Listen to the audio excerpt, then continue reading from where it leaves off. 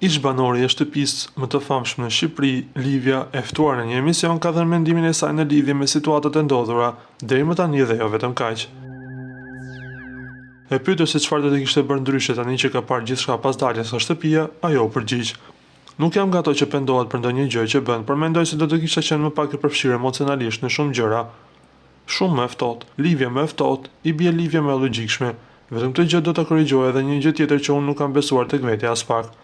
Perceptimet që ti mund të kesh nga brenda se si mund t'i lexosh, ato perceptimet e mia ishin të vërteta. Nuk jam dukur një monstër dhe po të t'i bëja më shumë në kokë." E pyetur se gjatë kohës së qëndrimit të saj a ka pasur vërtet një pëlqim për ndonjërin nga djemt, Livia ka këtë përgjigje: "Jo, sepse po të kisha pasur një pëlqim do të isha dukur. Nuk kam pasur pëlqim për asnjë person. Në fillim, sigurisht u mashtrova pak nga ato avancat e Ardës. Thash që ky mund të jetë një djalë që mund t'ia vlej, por shqyr që nuk gabova me ato perceptimet."